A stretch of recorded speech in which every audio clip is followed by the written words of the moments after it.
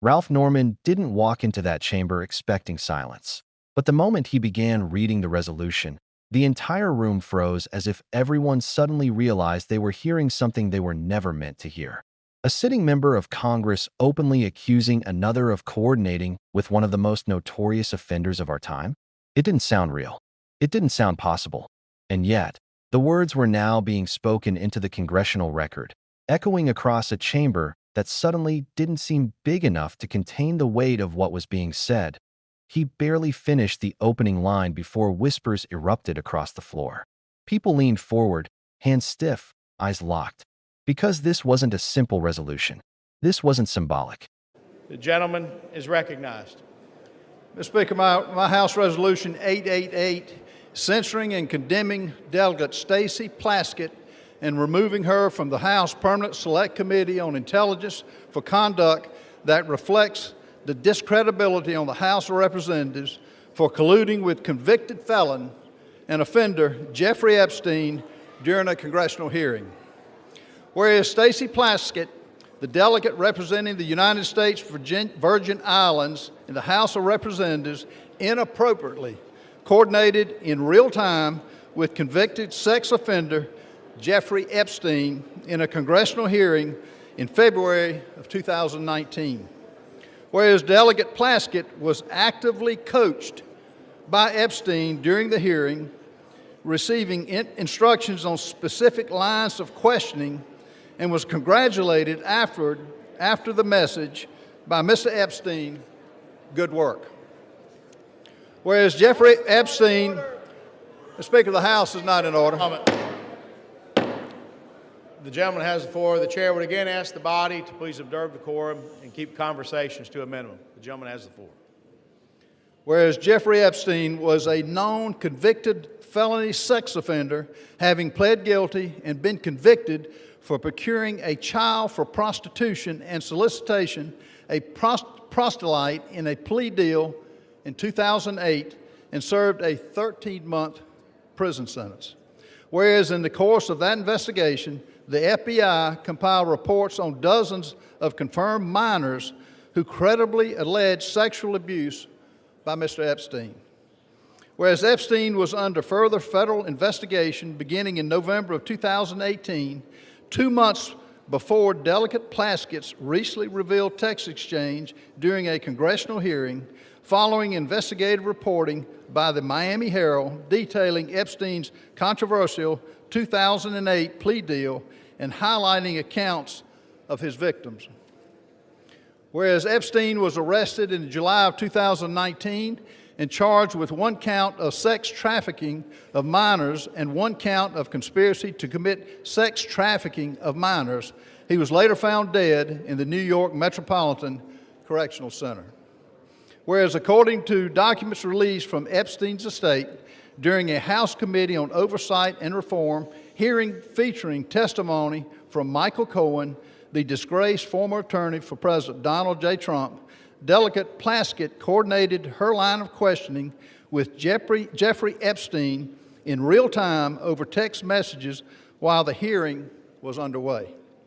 Whereas Delegate Plaskett, who previously served as an Assistant Attorney General in the United States Department of Justice Civil Division, is known to have had extensive political, personal, and professional connections with Epstein after his conviction as a sex offender up to the time of his arrest and then his death in 2019.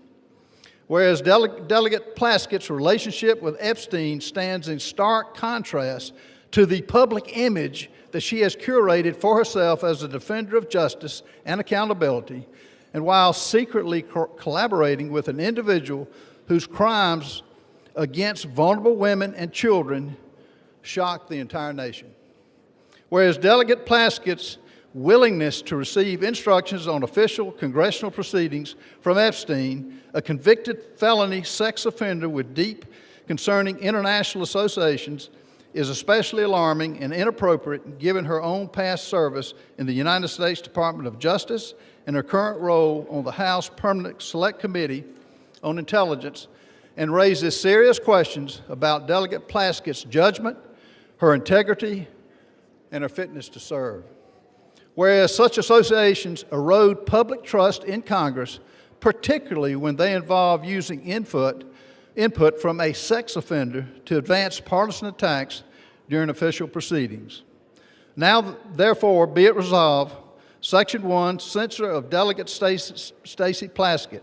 Resolved that the House of Representatives censures and condemns Delegate Stacey Plaskett for inappropriate coordination with convicted sex offender Jeffrey Epstein during a congressional hearing which reflects discreditably on the House of Representatives, and directs the Committee on Ethics to conduct a full investigation to the extent of Plaskett's ties to Epstein and any further improprieties.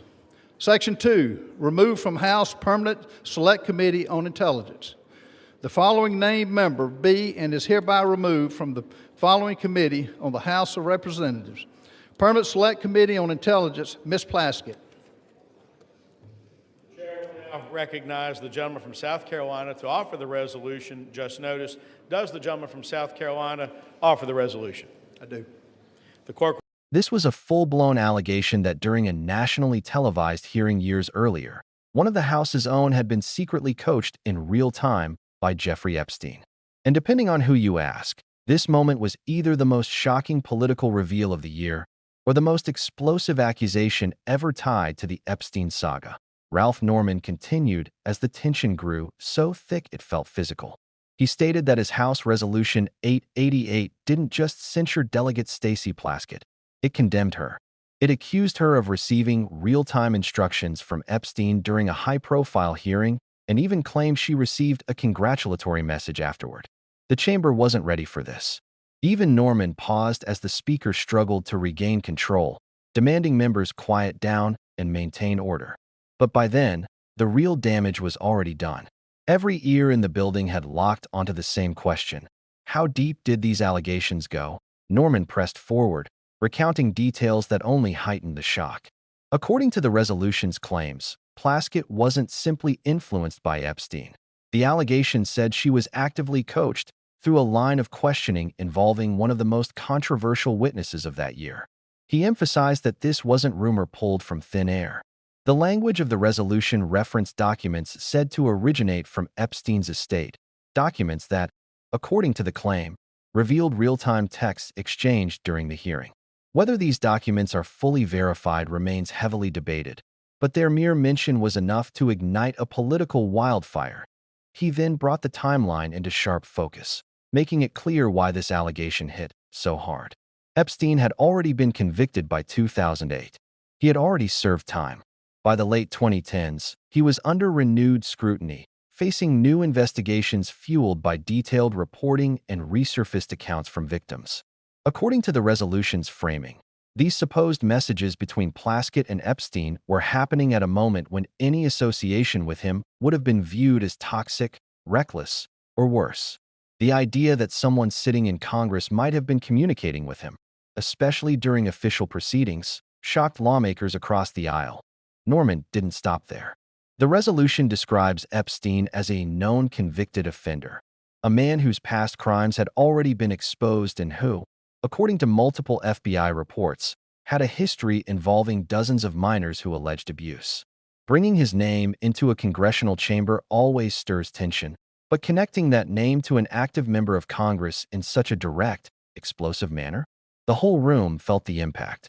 You could practically hear the political oxygen being sucked out of the building that he then shifted into another part of the resolution that many had previously overlooked, the suggestion that Plaskett had extensive political, personal, and professional connections with Epstein that stretched back years. Online discussions have long speculated about social and political links between Epstein and various public figures, including those tied to the Virgin Islands. While nothing in this area has been proven, the resolution's language capitalized on that speculation, fueling a narrative that quickly spread through the room and later across the internet. This accusation alone could have sparked outrage. But what stunned many was how sharply it contrasted with Plaskett's public image. She has built a reputation as a fierce questioner, a tough interrogator, and someone who often positions herself as a defender of justice.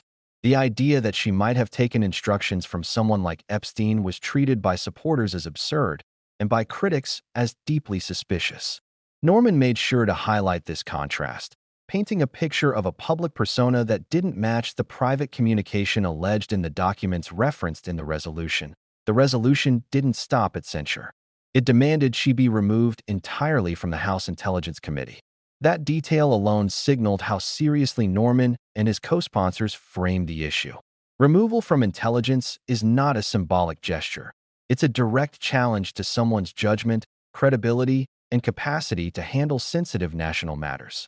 Intelligence is one of the most high-security, high-oversight committees in Congress.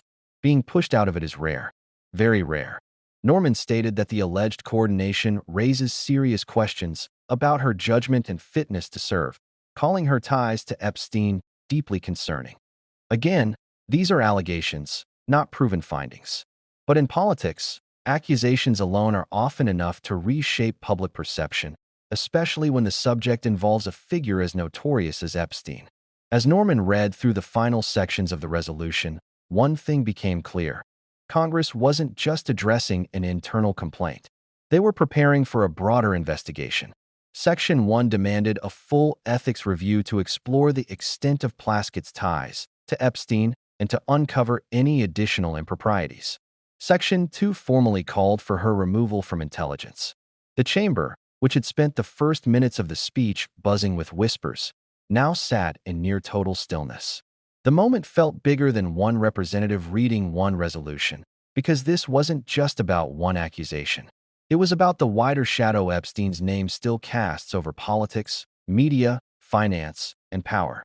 Every time a new claim surfaces, verified or not, it reignites public suspicion. People want answers. They want transparency.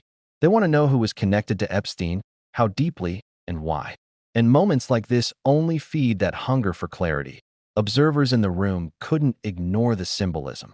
A resolution demanding accountability for alleged ties to a man whose crimes shook the entire country, read aloud in the very chamber where some of the nation's most important decisions are made. Whether one believes the allegations or doubts them entirely, the impact was undeniable. A firestorm had begun.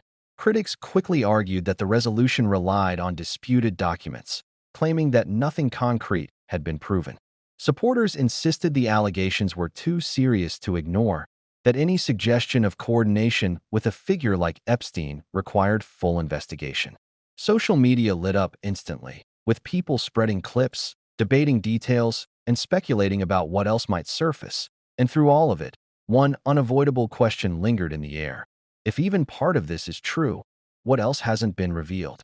That uncertainty alone was enough to keep millions of people glued to updates, waiting for the next reveal, the next document, the next statement. By the time Norman finished, he wasn't just closing a speech. He was opening a chapter filled with unresolved claims, unanswered questions, and a spotlight on a scandal that could grow depending on what investigators discover next. For some viewers, this moment felt like an overdue demand for transparency. For others, it felt like an attack fueled by politics.